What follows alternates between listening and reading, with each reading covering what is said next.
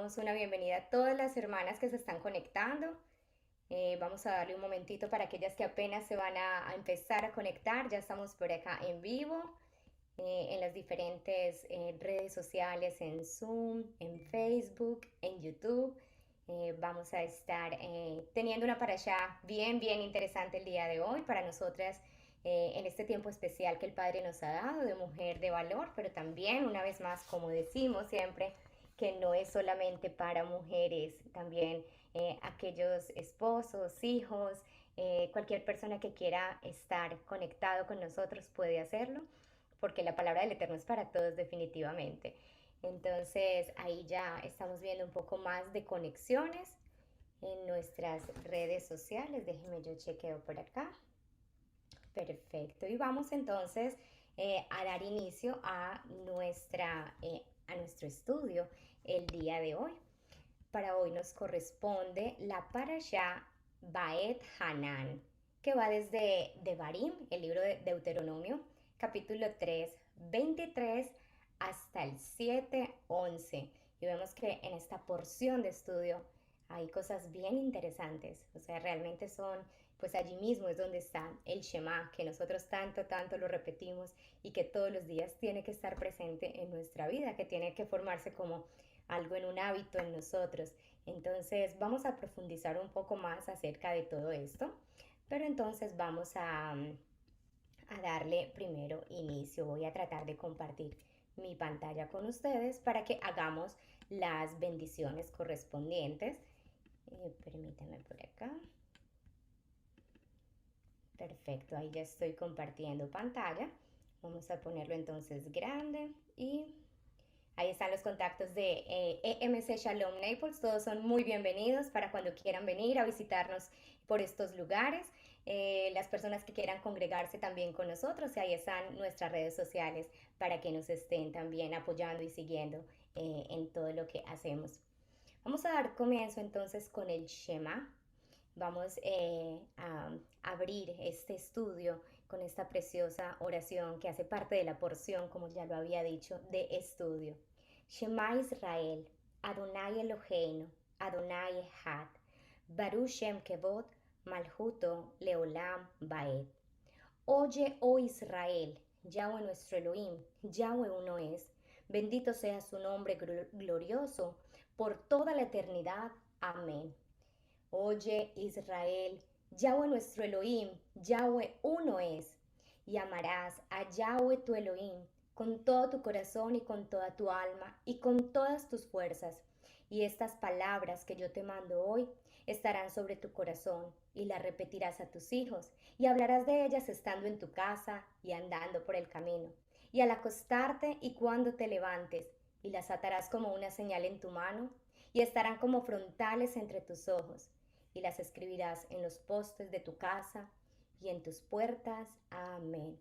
Vamos a continuar con la oración por la Torá. Baruch atah Yahweh, Eloheinu melech haolam, asher kideshanu betzmi votar betzivanu la'asok bedivrei Torah. Bendito eres tú, Yahweh Elohim nuestro, Rey del universo, que nos has apartado con tus preceptos y nos has ordenado ocuparnos en las palabras de tu Torah. Bueno, mis amadas, como les decía, la parashá que nos corresponde el día de hoy en Mujer de Valor es la parashá Baet Hanan, de Deuteronomio, el libro de Devarim 3:23 al 7:11. Vamos a hacer una especie de resumen o de puntos claves, digamos, una mirada general a lo que se encuentra en esta porción de estudio. Lo que nosotros encontramos es que Moshe es impedido de entrar a la tierra, ¿cierto? Después de 40 años de liderar el pueblo en el desierto, el Eterno le dice basta ya y no le deja entrar a la tierra prometida. Y eso lo tenemos en el capítulo 3. Moshe además hace un llamado a la obediencia. Eso lo encontramos en el capítulo 4. Moshe advierte contra la idolatría. Eso está en el capítulo 4 también. Luego en el capítulo 5 aparecen las 10 palabras o lo que nosotros conocemos como los 10 mandamientos. Y también encontramos el amor y la reverencia a Yahweh. Y en este, muy importante, capítulo 6, encontramos el Shema. esta parashá contiene 12 mandamientos. Serían el mandamiento de no desear lo que pertenece a nuestro prójimo, que está en Deuteronomio 5, 18. El precepto respecto a la unicidad de Elohim, y eso está en Deuteronomio 6.4. El precepto de amar a Elohim, eso está en Deuteronomio 6.5. El precepto de estudiar la Torá, Deuteronomio 6.7. Precepto de recitar el Shema en la mañana y en la noche, Deuteronomio 6.4. Precepto de colocarse tefilín en el brazo, Deuteronomio 6.8. El precepto de colocarse el tefilín en la cabeza, Deuteronomio 6.8. Precepto de colocar la mezuzá en la puerta, Deuteronomio 6.9. La prohibición de probar demasiado a un verdadero profeta, Deuteronomio 7.16. El precepto de aniquilar a las 7 naciones de Canaán, Deuteronomio 7.2. La prohibición de conceder gracia a un idólatra, Deuteronomio 7.2. Y no tomar lazos matrimoniales con adoradores de ídolos, Deuteronomio 7.3. Esos son los 12 mandamientos de los 613 mandamientos que se describen, que podemos encontrar en esta porción de las Escrituras. En esta parashá está escrito, perdón que se me fue la imagen. En esta parashá está escrito que Hashem niega la entrada a Moshe a la tierra de Israel y le dice que te baste ya, no sigas hablando más de este asunto. Y la palabra basta, nosotros la vemos como un verbo, es como si el Eterno le hubiera dicho a Moshe, para allá, no continúes con esto, basta. Pero también la palabra basta hace referencia a un sustantivo, que sería como si el Eterno le estuviera diciendo a Moshe, suficiente, no más, no más, bástate de este asunto, suficiente. La palabra basta en hebreo es Rav Lag, que traduce mucho para ti, abundante, más grande, etc. El Eterno le pide a Moshe que ascienda a la cima, y él eleva allí, le dice, eleva tus ojos hacia el mar, hacia el norte, hacia el sur, hacia el este, y mira con tus propios ojos, pues no cruzarás el Jardín, el Jordán, el río, no vas a cruzar. ¿Por qué el Eterno negó la entrada a Moshe Rabenu a la tierra de Israel? Es una pregunta que todos nosotros nos podríamos hacer. Es una pregunta que de hecho para nuestro entendimiento parecería como injusta, como decir 40 años llevando, guiando, liderando al pueblo, y justo pasa esto. ¿Por qué pasa esto con Moshe Rabenu? Las escrituras nos dicen algo muy importante, es la respuesta, digamos, más acertada para esa inquietud que todos nosotros tenemos. Hay varias respuestas que podemos tener. En Números 20, 11 al 12, el que tenemos ahí en pantalla, nosotros vemos que las escrituras nos hablan que fue porque Moshe golpeó la peña. Y nos dice, y Moshe alzó la mano y golpeó la peña 2 veces con su vara, y salió agua copiosamente, y la comunidad y sus bestias bebieron. Pero Yahweh le dijo a Moshe y a Aarón, por cuanto ustedes no confiaron en mí lo suficiente para afirmar mi santidad a la vista del pueblo israelita, por tanto ustedes no guiarán esta congregación a la tierra que les he dado. Entonces, miremos que desde ahí fue como quien dice, por ese acto el Eterno le dio, digamos, una palabra, y le dijo, no vas a pasar, por cuanto ustedes no confiaron en mí, por cuanto ustedes hicieron esto, ¿sí? No confiaron en mí lo suficiente para afirmar mi santidad, nos dice Números 20. Pero tenemos además otra razón por la cual Moshe no pasó. Y dice, es porque la misma escritura nos dice que el hombre solamente vivirá 120 años. Y eso lo encontramos en Génesis 6.3. Dice, pero Yahweh dijo, mi aliento no permanecerá en el hombre para siempre. ¿Cuál es ese aliento? Es el Ruach, es el espíritu, ¿sí? Como que mi aliento no permanecerá en el hombre para siempre, ya que él no es más que carne, que se le concedan solo 120 años. ¿Y cuántos años tenía Moshe cuando esto pasó? Tenía 120 años. Entonces, digamos que si hubiese pasado más tiempo, estuviera también contradiciendo su propia palabra, el Eterno, contradiciendo lo que habría en las escrituras. Entonces, esto es lo que dicen algunos, que también por esa causa fue la que Moshe ya había cumplido el tiempo en la tierra. Y también porque Moshe Rabeno ya había cumplido el propósito acá en la tierra, y el Eterno tenía otro propósito para Moshe en el Olam Jabá, que el cual nosotros en este momento desconocemos cuál era ese propósito. Por ello fue visto hablando con Yeshua y con Elías, ¿sí? ¿Dónde está eso? Nosotros lo podemos encontrar en Mateo 17, 2, 3, donde nos dice, allí se transfiguró delante de ellos su cara, resplandecía como el sol y sus ropas se volvieron blancas como la luz. De pronto se les aparecieron Moshe y Eliyahu, que es Elías, hablando con él.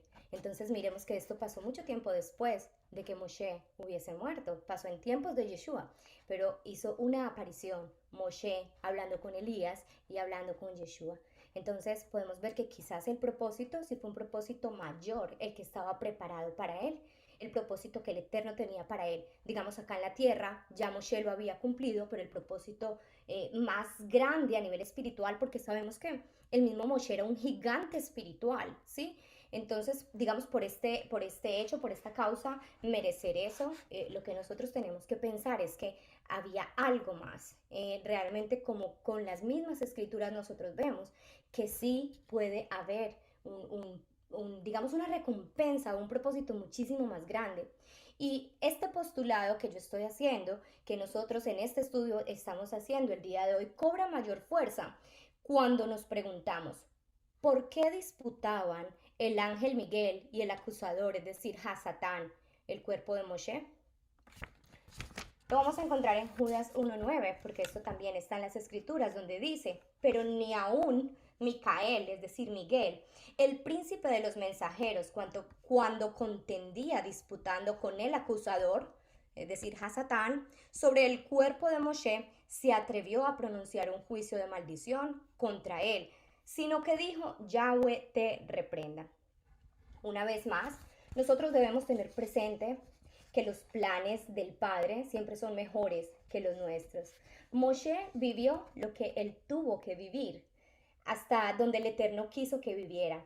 Y aunque a nuestro criterio humano pudiera parecer injusto, nosotros sabemos que todo lo que hace nuestro Creador, en todo lo que Él hace, no hay nada de injusticia. Él es santo, Él es sadik, su voluntad es buena, su voluntad es siempre agradable y su voluntad es perfecta.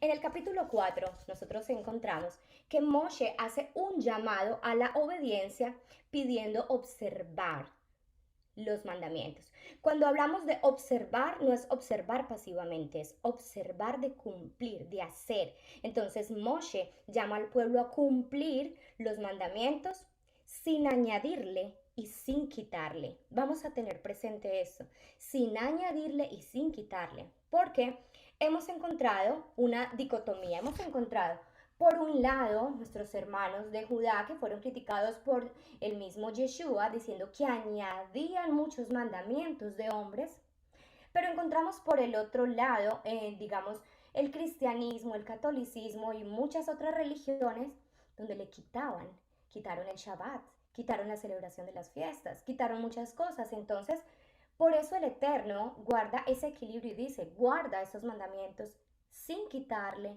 y sin añadirle.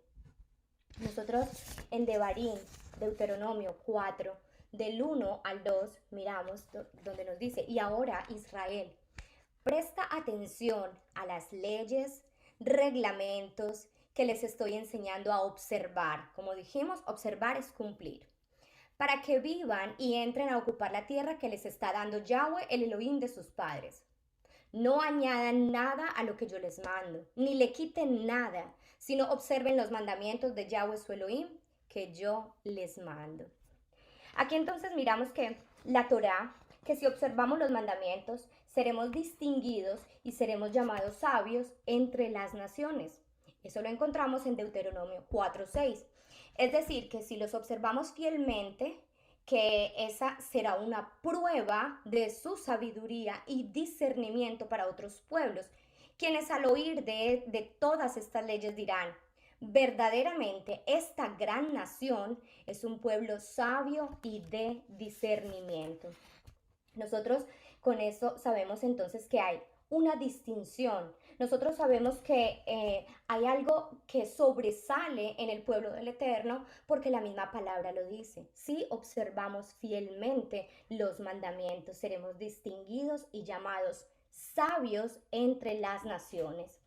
Sabiendo que en las otras culturas y pueblos habían diferentes reglas y leyes, el Eterno pregunta. Vamos a Deuteronomio 4:8. ¿Qué gran nación tiene leyes y reglas tan perfectas como toda esta Torá que les pongo delante hoy? El Eterno sabe que en la cultura, que alrededor los otros pueblos, las otras naciones, hay reglas diferentes. En esos tiempos de la Torá, de Moshe, existía el código Hammurabi y habían otros códigos y otras leyes.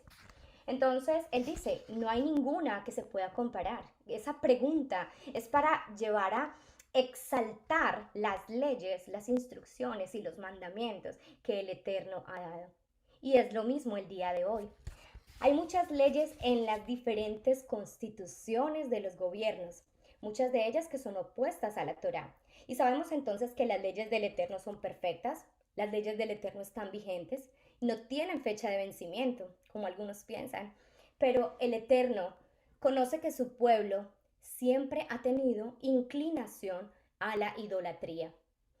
Él conoce que todos los tiempos, Él conoce tanto el pasado, el presente y el futuro.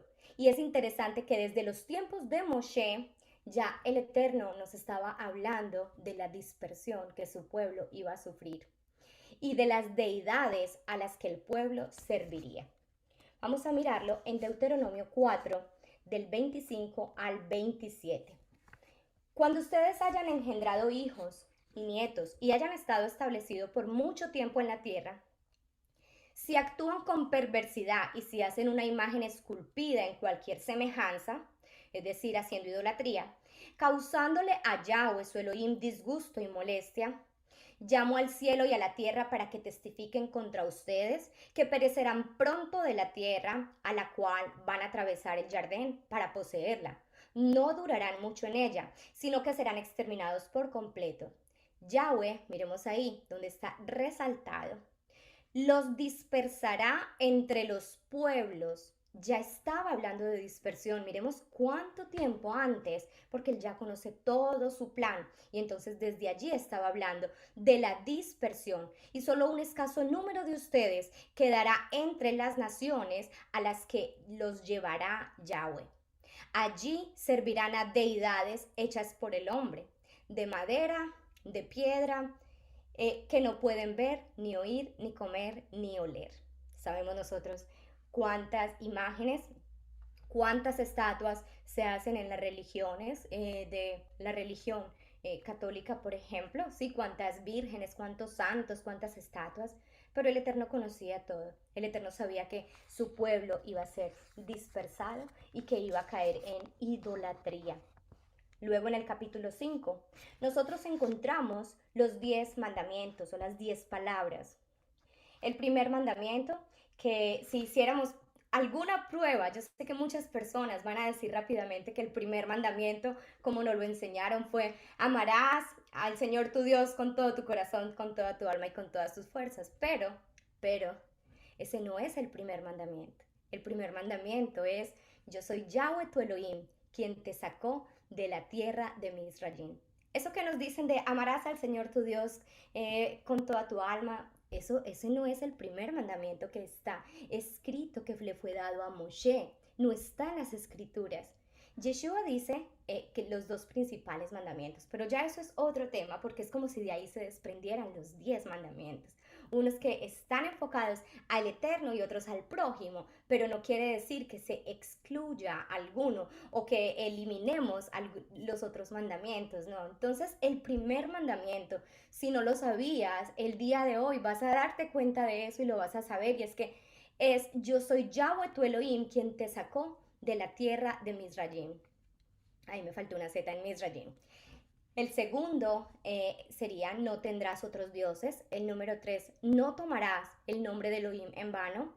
El número 4, que no lo han quitado tanto, no lo quitaron por mucho tiempo, observarás el Shabbat. El número 5, honrarás a tus padres. Número 6, no matarás. Número 7, no cometerás adulterio. Número 8, no robarás.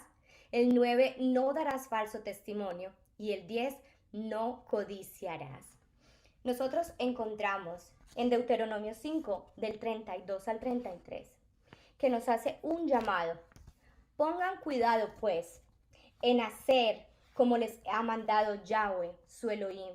No se aparten a la derecha ni a la izquierda, ¿sí? Sigan solamente el camino que les ha señalado Yahweh, su Elohim. Y voy a parar ahí un momentico. ¿Cuál es ese camino? ¿De qué estamos hablando? Estamos hablando de los 10 mandamientos, estamos hablando de la ley que Él nos ha entregado, de las instrucciones que nos da. Y luego dice, para que prosperen y les vaya bien y para que duren mucho en la tierra que van a poseer. Miramos que después de para que prosperen, sí, vamos a encontrar 3 cosas maravillosas. Prosperidad, bendición y larga vida. ¿Haciendo qué? Guardando los mandamientos, sin apartarnos del camino, siguiendo y cumpliendo lo que Él nos ha dado. Son bendiciones muy grandes que estoy segura que todos nosotros queremos tener. Podemos entonces hacer un autoanálisis para tratar de identificar la causa de la escasez económica. Hay muchas personas que están como en situaciones económicas bien difíciles y duran mucho tiempo allí, mucho tiempo. O sea, conoce uno a esa persona y son años y años y siempre es la misma condición de pobreza o siempre es la misma condición de esas personas de estar en escasez económica, un desorden económico tremendo, su vida desorganizada. Y uno dice, ¿por qué esta persona no prospera? Porque digamos que hayamos tenido altibajos económicos la mayor parte de las personas, pero que una persona esté en esa condición todo el tiempo de la vida que uno la conoce, entonces ya es para que se haga el autoanálisis, para que se analice ella misma. Porque pareciera que hay una relación directa entre nuestra situación económica y el cumplimiento de los mandamientos.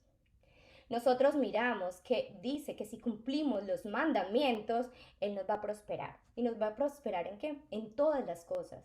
O sea, no es el evangelio de prosperidad que se hablaba, ¿sí? En muchas denominaciones, no. Estamos hablando que Él nos prospera en muchas áreas. Él nos prospera, digamos, siendo fértiles, ¿sí? Para multiplicarse el pueblo del Eterno. Pero también habla de la prosperidad económica. Entonces, nosotros tenemos que mirar esa parte. Las bendiciones y realmente todo lo que viene con la larga vida por cumplir los mandamientos. Si avanzamos en el capítulo 6, verso 3, encontramos nuevamente que si obedecemos los mandamientos nos irá bien y aumentaremos grandemente. ¿Aumentar en qué? En todas las áreas, incluyendo la económica. Entonces, una vez más, analicémonos qué está pasando, qué estamos haciendo, si estamos cumpliendo o no los mandamientos. Por eso, una vez más se reitera que los hermanos judíos de la casa de Yahudá, ellos son tan prósperos porque ellos son muy pegados al mandamiento y al cumplir el mandamiento y a no apartarse del mandamiento. Y vemos cómo es una nación tan próspera.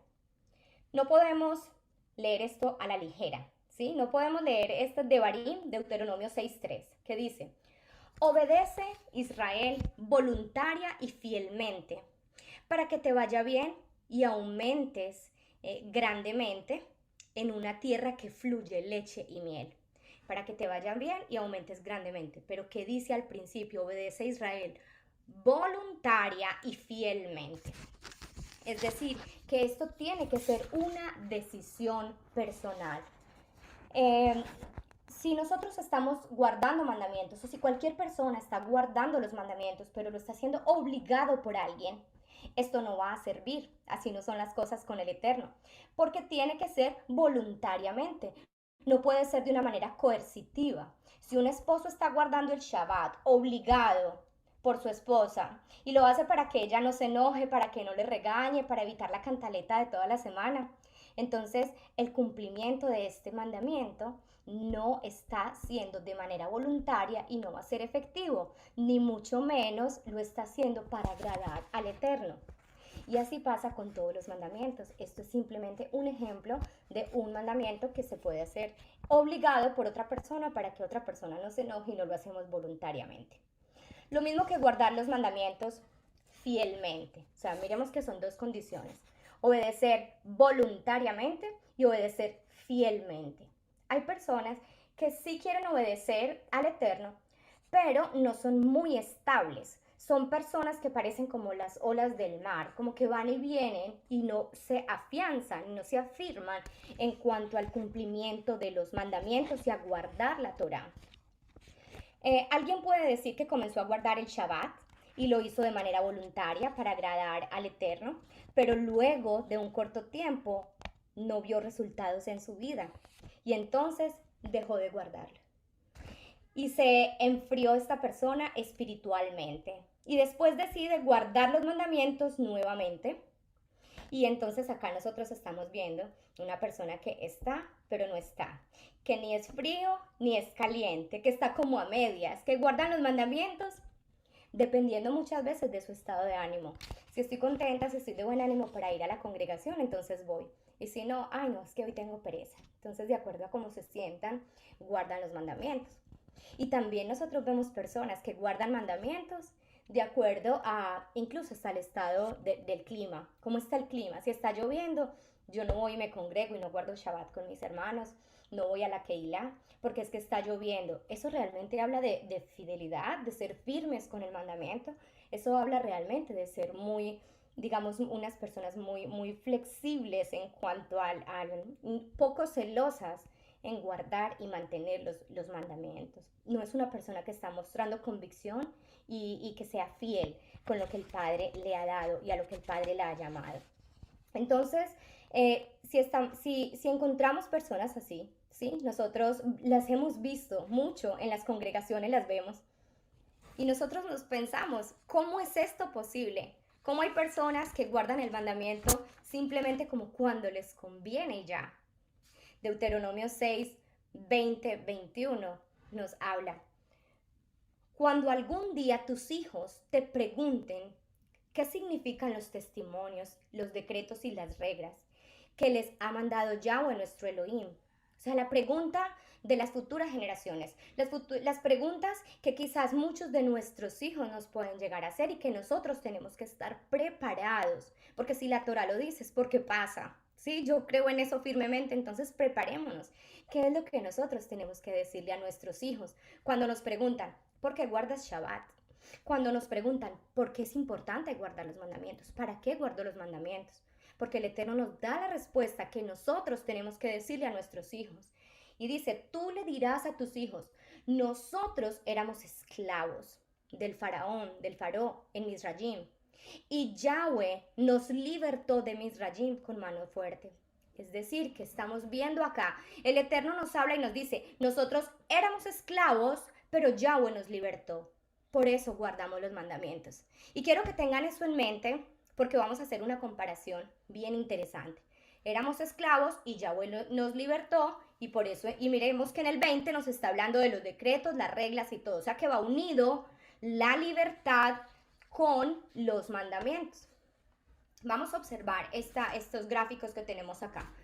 Si miramos esta parte de acá, el pueblo estaba en Egipto y acá estaba en condición de esclavitud. Todo esto era lo que representaba el pueblo de Israel en Egipto, esclavitud. Luego vamos a mirar la flecha número 1. Lo que Yahweh dijo, ¿sí? Es que si obedecemos la ley de Elohim, somos libres, ¿sí? Obedecer la ley trae libertad y lo acabamos de leer, lo acabamos de analizar. Deuteronomio 6, del 17 al 24, entonces podemos ampliar un poco más esto para que puedan mirarlo allí con sus escrituras. Pero pasa lo siguiente, la flecha número 2 nos dice lo que dice la religión actualmente, que no somos esclavos de la ley, que observar la ley nos vuelve a nosotros en esclavos. Y entonces ellos utilizan mucho algunos versículos, uno de ellos es Gálatas 4:31. Nosotros tenemos es simplemente que preguntarnos, ¿cuál tiene más peso? ¿Gálatas, que fue escrito por Pablo, o Deuteronomio, que fue escrito por Moshe? La siguiente pregunta, cuando Yeshua enseñaba, ¿Yeshua citaba a Pablo o Yeshua citaba a Moshe y a los profetas? Otra pregunta más, ¿cuál libro hace parte del fundamento de las escrituras? ¿Gálatas o Deuteronomio? Y no estoy diciendo que Gálatas no sea inspirada por el Eterno o que Rab Shaul no haya escrito cosas demasiado interesantes. No los estoy llevando tampoco a desestimar el libro de Gálatas. Lo único que estoy tratando de mostrarles con eso es que ¿cuál tiene más peso? ¿Cuál tiene más peso? El libro de Deuteronomio, que está contenido en la Torá. Sabemos que la Torá son los primeros 5 libros y que es el fundamento, ¿sí? Que es la base y que de ahí se desprenden todos los otros. De eso hablaron los profetas, de la Torá. De eso habló Yeshua, de la Torá. Ahí se fundamenta el Brit Harashá, de la Torá. O sea que la base es la Torá. Entonces, ¿cuál tiene más peso? No se puede comparar con ningún otro libro lo que está en la Torá. Y todo, absolutamente todo, debe estar alineado con la Torá. Pablo no se podía simplemente, Rab Shaul no se podía estar refiriendo a la ley de los mandamientos, como muchos malinterpretan. Habían también muchas leyes creadas por hombres en ese tiempo, que él probablemente se estaba refiriendo a esas leyes, a las leyes hechas por hombre, no a los 10 mandamientos, porque encontramos constantemente que debemos obedecer los mandamientos, ¿sí? Entonces, si nosotros vamos, esta otra siguiente gráfica que tenemos acá, el Eterno nos saca de Egipto, saca al pueblo de Egipto de la esclavitud, les entrega los mandamientos y al recibir ellos los mandamientos, entonces eso significa libertad. La única manera que nosotros volveremos nuevamente a ser esclavos es si rechazamos los mandamientos, si rechazamos la ley. Es decir, nos sacó de Egipto, nos entrega los mandamientos, pero los rechazamos, ahí sí nos volvemos esclavos, esclavos del pecado. No como lo estaban diciendo anteriormente, que era esta, que es que guardar los mandamientos nos hace esclavos. No, es al contrario. Guardar los mandamientos nos hace libres. No guardar los mandamientos nos hace esclavos del pecado. No tiene sentido como que el Eterno nos haya sacado de una condición de esclavitud, acá en esta, una condición de esclavitud, a llevarnos nuevamente a una condición de esclavitud. Él nos saca de una condición de esclavitud para llevarnos a la libertad.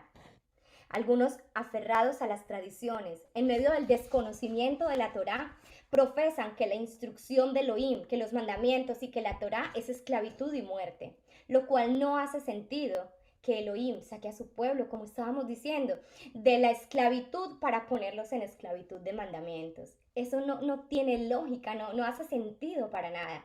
Entonces, el Eterno nos dice en su Torá que guardar testimonios, decretos y reglas, como lo vimos en el verso 20, nos hace libres. Entonces, lo que nosotros tenemos que hacer es no ser desobedientes. Nosotros tenemos que parar de transmitir esas mentiras a nuestros hijos, mentiras que hemos heredado, mentiras que hemos recibido por la tradición, que la ley era esclavitud. No podemos continuar, porque si continuamos diciendo eso, estamos diciéndole mentiras a nuestros hijos y no estamos cumpliendo lo que el Padre nos dijo que le dijéramos, que Él nos había entregado la ley y los mandamientos porque nos había sacado de Egipto, porque nos sacó del pecado, porque nos sacó de la esclavitud y porque nos dio libertad. El verso 21 nos dice, tú le dirás a tus hijos, éramos esclavos y Yahweh nos libertó. Dejemos entonces de ser desobedientes y mentirosos. Hablemos lo que está en la palabra del Eterno. Creámosle a la palabra del Eterno. Con esto, mis amadas, hemos terminado nuestro estudio de la Parashá en Mujer de Valor el día de hoy y nosotros vamos